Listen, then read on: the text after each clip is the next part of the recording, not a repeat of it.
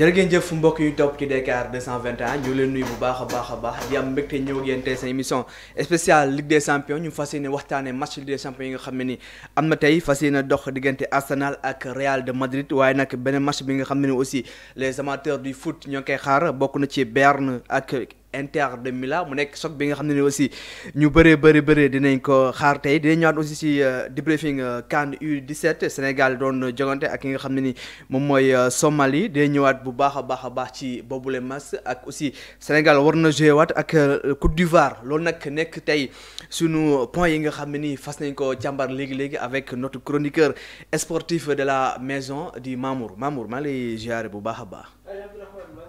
la jaajëfal di nuyu suñu mbokk internet yi nga xamante ne ñu ngi ñuy bàyyi xel fii ci biir DKR 221 donc mbégte bu yaatu laay am rek di échanger ak yow fas yéene waxtaanee tey rek lépp luy jëm si wàllum actualité sportive plus précisément le football la Ligue des Champions c'est parti donc ñu fas yéene ànd ak suñu mbokk internet yi rek ñëw sur le débrief des matchs. Très bien Mamour dañ koy tàmbali ak match bi war a dox diggante Real de Madrid ak Arsenal Real war a dem fekk ji Arsenal moom fekkee ne sa Real am na ay difficultés un peu sur le championnat espagnol waaye nag Real en Ligue des Champions c'est une autre équipe. Le Real en Ligue des Champions c'est vrai Abdourahmane c'est une autre équipe donc sànq rek plateau bi nga xamante ne jot naa ko def fële ca DS Sport j'avais dit que y a le mythe merengue qui s'installe su ma nee mythe merengue nag mooy li ñu tàmmoon di gis sur les saisons passées concernant équipe bi di Real de Madrid en Ligue des Champions moom la ñu tàmmaat di gis des fois le Real de Madrid joue très mal mais le Real de Madrid day réussir à passer sur les prochains tours et cela s'est confirmé si match bi nga xamante ne football nañ ko précédemment dans cette tournée européenne ñu doon jongante ak équipe bi di Atlético de Madrid les Colchoneros ont fait un très bon match waaye nag à la finalité le Real de Madrid ñoom ñoo imposé wu sur la fatidique séance des tirs au but ñoo leen permettre tey ñuy football ak équipe bii di Arsenal sur les confrontations donc mun nañu li ñu xam ne que instant bii nag Arsenal am na 2 victoires 2 matchs nuls 0 victoire pour le Real de Madrid et aussi match du Real sur Arsenal waaw. Oui. Donc le Real n'a jamais battu non le Real n'a jamais battu le Real de Madrid n'a jamais battu Arsenal en tournée européenne. Alors, et on se rappelle tamit match Ligue des Champions bi nga xamante ne amoon na en février 2006 Arsenal moom moo gagné woon Real de Madrid biir Santiago Bernabéu grâce à un but de Thierry Henry à la 47e minute de jeu et 2006 bii nii suñu xel day dem tamit si match bi nga xamante ne amoon na en finale diggante Arsenal ak FC Barcelone gagné Arsenal ci boobule finale donc cela veut dire que tey jii nii Arsenal dispose de tous les pions pour aborder ce match crucial face au merengue waaye tamit bu ñu fàtte ne que Arsenal moom mooy jouer tey jii nii à domicile donc ça va être un match très compliqué xam naa ne sax on va rentrer sur les schémas waaye tamit compo yi nga xamante ne tey ñaari équipe bi dinañ ko indi sur cette rencontre là. Bien sûr foofu la ñuy ñëw Mamou muy la composition des deux équipes Real Madrid tey lan lañ mën a xaar sur sa composition. Bon côté Real de Madrid sur les compos probables gars yi ñu ngi ñëw sur un schéma 4-4-2 dans les buts dañuy am Thibaut Courtois comme arrière droit bon c'est une composition probable comme arrière droit Lucas Vazquez dans la charnière centrale Antonio Rudiger ak David Alaba comme arrière gauche Eduardo Camavinga. Au niveau du milieu de terrain Luka Modric ak Federico Valverde comme milieu droit Rodrigo Jude Bellingham moom moo c'est lui qui va un peu jouer comme milieu gauche léegi attaque bi Vinicius Junior ak Kylian Mbappé mais attention man gaw ma ne que Ancelotti lii la nar a indi sur sa composition de départ il peut y avoir des changements c'est-à-dire au lieu d'un 4-4-2 mun nañu gis un 4-3-3 et constat bi nga xamante ne jot nañ ko def à chaque fois que Federico Valverde day jouer comme arrière droit le Real de Madrid a des problèmes pour gagner la bataille du milieu donc tey j'espère voir un milieu de terrain boo xamante ne Federico Valverde dinañ ko ci gis Luka Modric ak Jude Bellingham comme électron libre c'est-à-dire 10 léegi nag ñu am un trio avec Vinicius Junior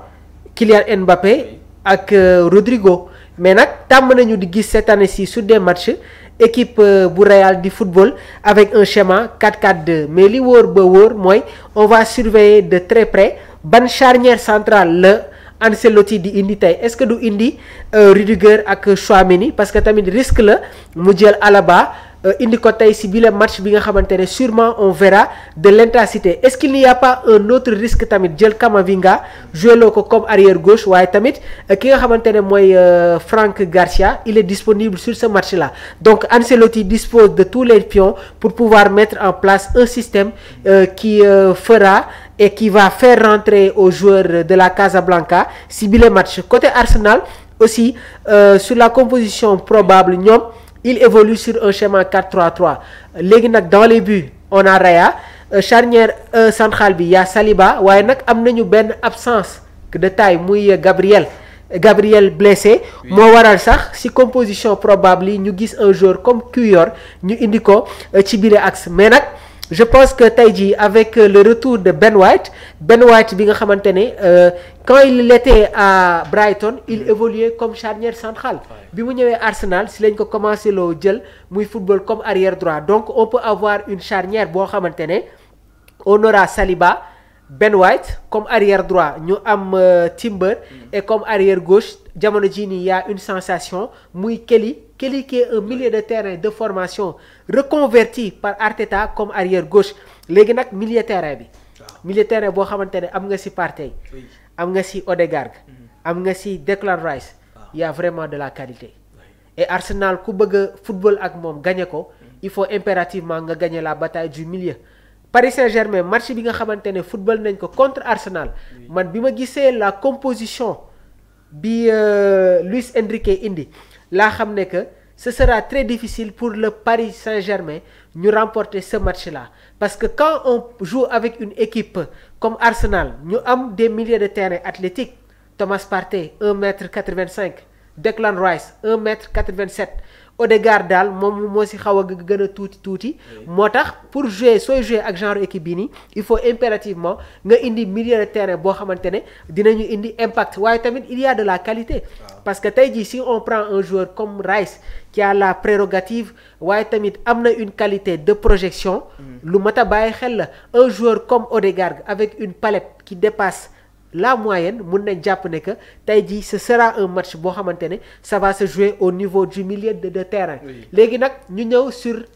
le schéma tactique bu Arteta c'est-à-dire bi mu jëlee équipe bi depuis 2 années ci ginnaaw dafay adopter le système espagnol c'est-à-dire les entraîneurs espagnols ils n'ont pas de problème football loo benn 10 comme second attaquant soo jëlee le cas du Paris du PSG Enrique par moment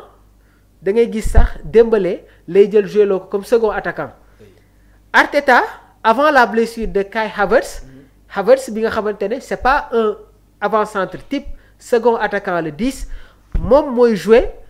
comme second attaquant si biir système léegi nag avec la blessure de Kai Havertz ak Gabriel Jesus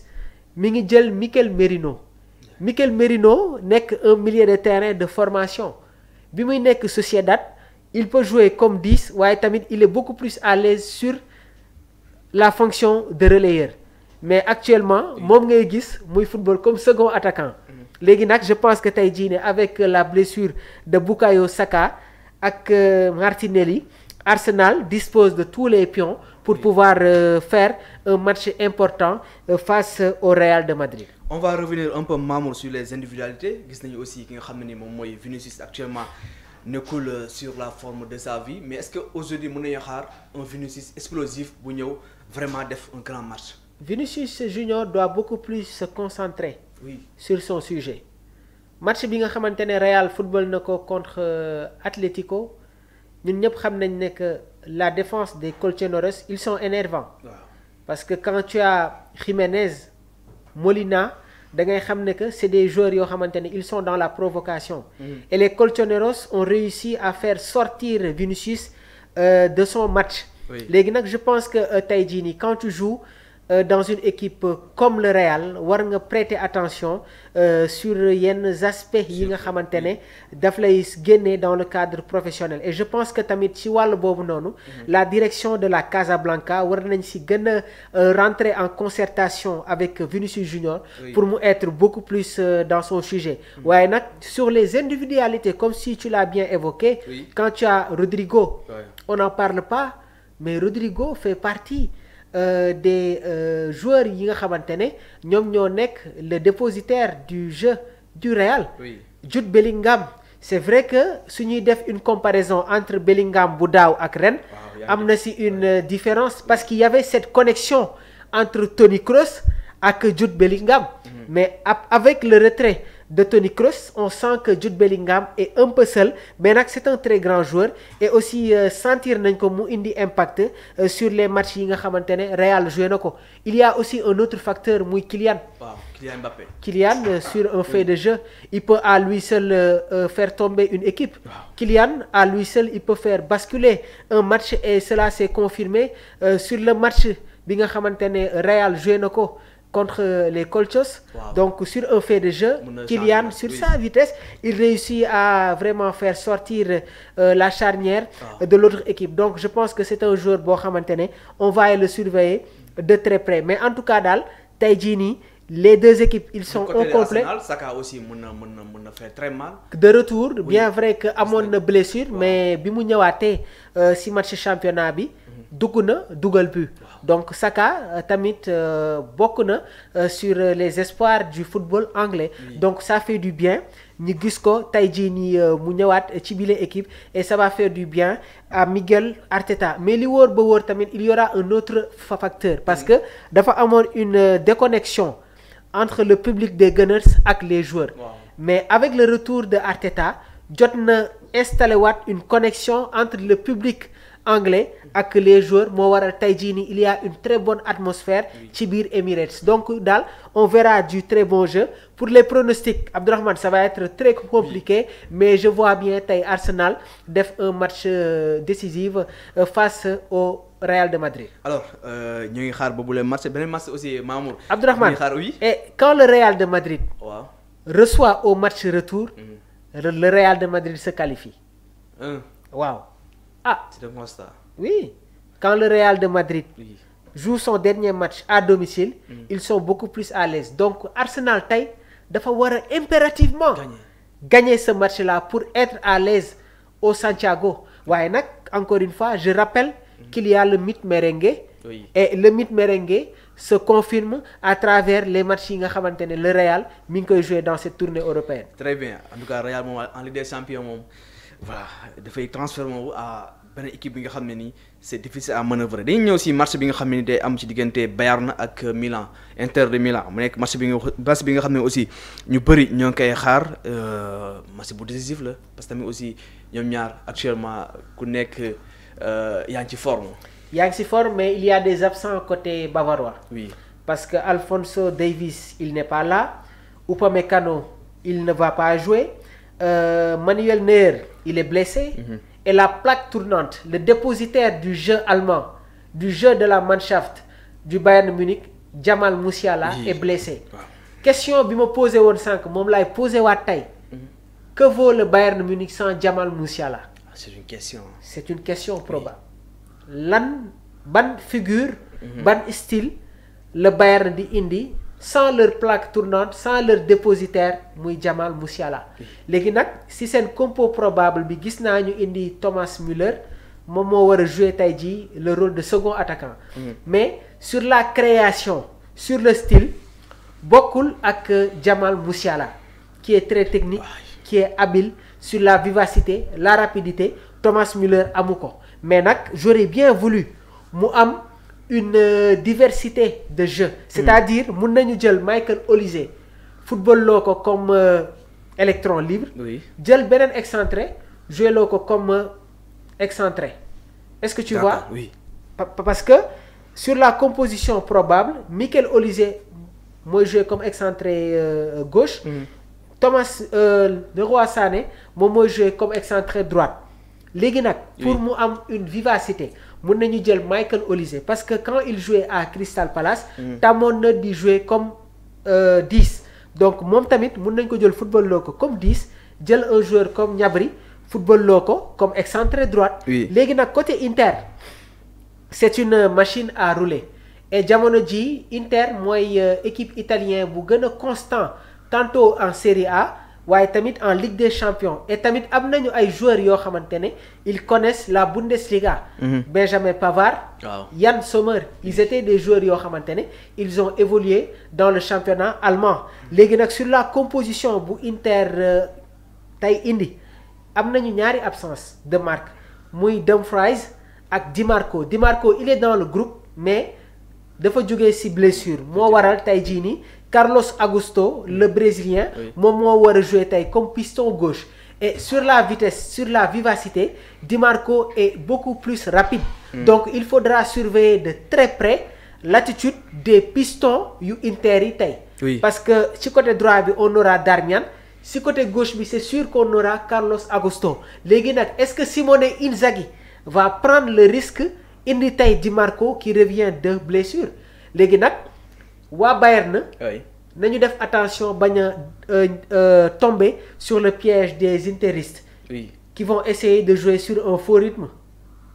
d'accord ils vont essayer tey de jouer sur un faux rythme et loolu ce sera un piège pour l'équipe de Vincent Kompany parce que tamit seen milieu de terrain bi on aura Akan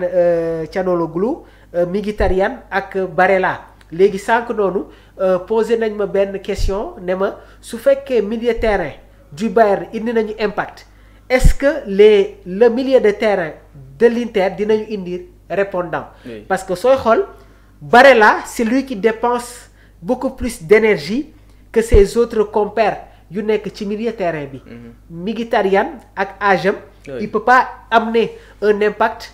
plus de 75 minutes Akan Çalhanoğlu avec sa reconversion bi nga xamante ne tey jii am na ko en évoluant comme sentinelle est-ce qu'il pourra amener un impact pendant 90 minutes léegi nag de l'autre côté il y a le retour de Goretzka qui reprend sa place de titulaire aux côtés de Kimmich donc cela veut dire aussi que dina nekk match boo xamante ne il y aura de l'impact au niveau du milieu de terrain waaye man la question la plus préoccupante li ma gën a jaaxal li may xaare ni tey mooy ban figure le Bayern Munich di indi tey sans leur pépite Jamal Musiala ci côté bavarois toujours sur leur défense gis nañu actuellement trouvé nañu une stabilité seen côté défense merci Abdourahmane waaye tamit dafa am benn entraîneur boo xamante ne dafa am ay défis yu nekk ci kanamam parce que Kompany moo yoroon Anderlecht ak Burnley mais ñaari équipe yii nii bokkul ak le Bayern Munich c'est vrai donc cela veut dire que dafa am ay test grandeur qui se défilent à l'horizon pour le Bayern léegi nag dans l'aspect communicationnel damay jël exemple ci diggante Bayern Munich ak Bayern Leverkusen bi Xabi Alonso nekkee seen entraîneur ba tey le Bayern Munich avait des difficultés pour remporter derby yi nga xamante ne bi ngi am entre les deux Bayern léegi nag sur la Ligue des Champions dañu poser la question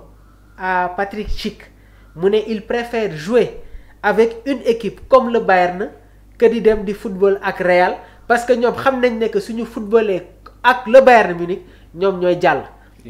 discours boobu noonu le Vincent Kompany employé bi muy waxtaan ak ay joueurs am adduna bi yëpp nee nañu Leverkusen moo leen mën saa yoo leen joué mu gagné leen maintenant c'est à vous de montrer que vous êtes une grande équipe et cela s'est confirmé 3-0 2-0 5-0 donc cela veut dire que tey jii les Bavarois dinañu indi benn attitude boo xamante ne de guerrier qui va les faire sortir de ce match-là sans pour autant oublier match yi nga xamante ne ñi ngi koy football bii Allianz Arena su ma juumul depuis 2021 le Bayern Munich n'a pas perdu à domicile ils ont eu des victoires et des matchs nuls donc non en championnat sax qu'en Champions League donc cela veut dire que si on reste dans cette continuité là le Bayern Munich aujourd'hui peut faire un résultat positif face aux interistes. waaye nag Inter su teeree jël but. ils vont recevoir une mascarade de la part des Bavarois. teelee jël but. mais je vois un résultat positif côté Bayern Munich. waaw moom mooy sa pronostic score du match. 2-0. 2-0. 2-0 pour le Bayern. 2-0 oui 2-0 moom laa ñëwee tey. pour le Bayern. oui.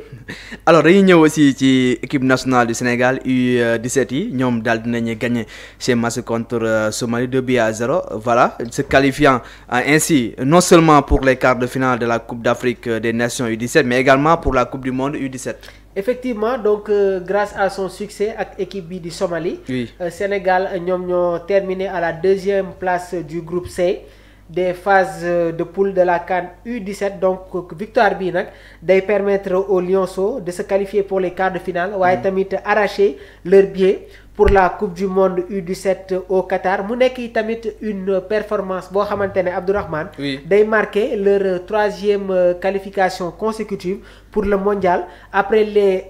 éditions de 2019 et de 2023 léegi nag je pense que tey jii nii on a une équipe joueuse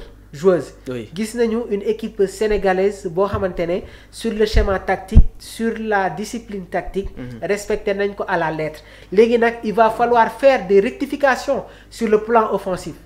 c'est-à-dire surtout sur les derniers mètres il faut que ñu am beaucoup plus de calme de sérénité pour pouvoir être à l'aise dans la finition mais démb suñu xoolee les occasions franches yi nga xamante ne Sénégal am na ko il pouvait battre cette équipe somalienne sur un score fleuve 3-0 4-0 léegi nag je pense que c'est des rectifications yoo xamante ne il faut que tamit le sélectionneur Pape Ibrahima Faye il va le faire pour le match crucial bi nga xamante ne war nañ ko jouer ak équipe bii di Côte d'Ivoire. gis naa aussi un jeune joueur Ibrahima Sow c'est un joueur intéressant aussi bu Dakar Sacré-Cœur moom aussi gis naa mu def ay performances ci U17 yi. déjà club bi nga xamante ne mi ngi koy jouer. muy DSC. xam nañ ne que en termes d'organisation en termes de structuration. en termes de discipline dans les conseils dafa nekk club boo xamante ne joueur bu fa nekk rek. da ngay nekk très tôt dans le bain du football professionnel et cela s'est confirmé sur ce talent boo xamante ne découvrir nañ ko léegi nag je pense que ce sera aussi à l'encadrement technique ñu gën a liggéey ci wàllu boobu noonu pour que tamit protéger le joueur pour mu atteindre tamit les nouveaux yi nga xamante ne le peuple sénégalais ñi ngi koy espérer ci wàllu boobu. Très bien Mamour le problème bu équipe nationale U17 yi am pratiquement moom la suñu équipe nationale yëpp am U20 yeeg lépp équipe nationale A bi sax moom la muy problème attaque dugal on a un réel problème si suñu attaque yi Mamour. c'est ce que je t'ai dit xam nga sooy nekk ndaw mun nga am talent mais le problème repose au niveau de l'efficacité. je pense que à part Lamine Yamal. moom laa xam ne que des 16 ans 17 à 18 ans dafa am lu jafe étant jeune. muy la sérénité. la finition et la qualité de passe. Vinicius Junior bi muy nekk dans le championnat brésilien amoon na vivacité amoon na agilité il avait accélération qualité de dribble mais il avait des problèmes sur la finition. Messi bi muy soog a commencé amoon na vitesse amoon na les dribbles mais sur la finition ça causait un peu problème donc en étant jeune sooy nekk dans le monde professionnel loolu daf lay xaw a manqué. et c'est dans toutes les catégories léegi nag am na fenn foo xamante ne soo fa tollee da nga koy liggéey Vinicius Junior bi muy soog a ñëw au Real il avait des problèmes de finition mais tey jii nii à le voir tu sens que liggéey na ci wàllu boobu noonu pour pouvoir pour tey jii am une aptitude sur le plan de la finition léegi nag je pense que encadrement bi ñoom ñoo war a liggéey ci wàllu boobu noonu hier Sénégal mënoon nañu gagner sur le score fleuve parce qu'on a eu des tas d'occasions yi nga xamante ne mënoon nañu permettre ñu humilier cette équipe somalienne léegi nag ñi ngi football ak une équipe de la Côte d'Ivoire et genre équipe yooyu noonu sooy football ak ñoom il faut tuer le match très tôt dès l'entame léegi nag si wàllu boobu noonu on va se créer des occasions et sur cette création d'occasions on doit réussir à finaliser les actions concrètes qui vont nous permettre de sortir vraiment sur ce match déjà décisif. Très bien Mamour dañuy jeexale ak actu football international Jean-Louis Gasset moom daal dinay jeter l'éponge ci club bu mu doon diriger di Montpellier mi nga xam ne ni condamné à la descente. Jean-Louis Gasset était venu en tant que sapeur-pompier. Waaw. Mais ce sapeur-pompier n'a pas réussi cette fois-ci à éteindre le feu côté Montpellier. Oui. Léegi nag je pense que am na tey jii nii on a fait appel à un ancien joueur comme Zoumana Camara. Zoumana Camara mi ngi nekkoon tamit joueur du Paris Saint-Germain avec la génération des Siaka Thiene, des Christophe Jallet, hein, ay ñoom Néné Ouaro, et même il a eu à jouer avec Javier Pastore, oui. Zlatan Ibrahimovic. Donc je pense que tamit actuellement c'est lui qui était en train de diriger les U19 du Paris Saint-Germain. Léegi nag Gasset c'est lui peut-être qui va être ci côté administratif mi, mais nag c'est encore une fois une déception de voir une équipe comme Montpellier. Oui, parce que si on se rappelle en 2012 amoon nañu des joueurs comme Benjamin Stambouli, amoon nañu des joueurs comme Hilton, des joueurs comme Giroud, Younes Belhanda, Souleymane Camara, ñoom ñi nga xamante ne ils ont été championnat France. Donc tey jii suñu ñëwee gis une équipe comme équipe bii nii ñu nar a wàcc en D2, ça va être très compliqué. Mais nag football moo demee nii. On a vu ce qui s'est passé ak Lens chuté woon nañ, mais tey jii nii ils sont en train de jouer les grands rôles. Oui. ci championnat français bi. Ay équipe comme Toulouse, Auxerre, ils sont là. Donc je pense que tamit ñoom il faut que ñu dem D2 ressourcé wu. defaraat affaire yi. ñëw waaye nag une équipe boo xamante ne am na de grands joueurs. Koulibaly, Savanier, Ferry, Kazri, Nordin. Il était tout à fait normal ñu gis leen tamit ñoom. ñu jouer une place européenne dans le championnat français. waaye tamit il faut ñu bàyyi xel mbir. Championnat France bi mi ngi jëlaat un niveau. Parce que cela s'est confirmé sur cette Ligue des Champions. Toutes les équipes françaises ont été à la hauteur. Le Paris Saint-Germain, Stade Brestois, Lille qui a créé des sensations. Donc ils doivent être dans la continuité pour pouvoir promouvoir encore cette Ligue 1 française. Très bien Mamour di la jaajëfal rek. di la jaajëfal bu baax a baax Abdourahmane. di jaajëfal suñu mbokk internet yi nga xamante ne ñu ngi ñuy bàyyi xel fii ci biir DKR 221. donc tey ak suba. dina leen accompagner sur spécial Champions League. ñu fas yéene tamit xaarani seen ay réaction waaye tamit ñu ngi leen di wax. ñu koj ñu sur Sport Live 221. On va essayer d'amener un nouveau concept. Il y aura des quiz ñu fas yéene ànd ak ñoom pour satisfaire tamit tout ce public bi nga xamante ne ñu ngi ñuy bàyyi xel à travers nos plateformes digitales. Merci beaucoup Mamour wax nga lu am solo aussi nañu topp sur Sport Live 221 tout le temps ñoo ngi fa ci ay actualité sportive. Donc on se donne rendez-vous demain pour un autre numéro Actu Sport. fas yéene waxtaan demain aussi les Catalans suba la ñuy football donc aussi on a un grand match qui nous attend demain. Donc ñun ñëpp ñu ngi jox rendez-vous les internautes. Attention au Barça. Attention au Barça. Il ne faut pas sous-estimer le Borussia Dortmund. Attention au Paris Saint-Germain. Oui. Il ne faut pas sous-estimer une équipe comme Aston Villa qui s'est énormément renforcée durant le mercato. Emiliano Martinez, Cash, Konsa, Pau Torres, Madsen, un milieu de terrain Outia, Camara, Yuri Tillmans, McGinn, Rashford, Asensio, Oli Watkins, avec un entraîneur comme Unai Emery qui connaît le Paris Saint-Germain. Ce match n'est pas gagné d'avance. Donc on se donne rendez-vous demain pour parler ces deux matchs-là. Des signaux demain aussi nous me gën a yaatu de tout le temps dañ fi ñëw sur DKR 221 pour ay plateau sportif on va parler de sport voilà en tout cas Barça moom actuellement am na Ligue des Champions bi moom bakkee lañ ci teg loxo lañ ci teg. Attention au mythe merengue. oui baax na Real lañu xaar final rek. Abdourahmane tu es catalan waaye nag Real lañu xaar final. Attention au mythe non. Oui. Est-ce que le Real a déjà perdu une finale en Champions League? Je ne pense pas en Champions League. gëstul moo ko rek. Après suba da nga indil ma. Je vais vérifier donc en tout cas bu fekkee musul am aussi cette année moom bu dajee final waaw du yomb. On se donne rendez-vous demain pour un autre numéro Actu Sport. Bonne fin de soirée.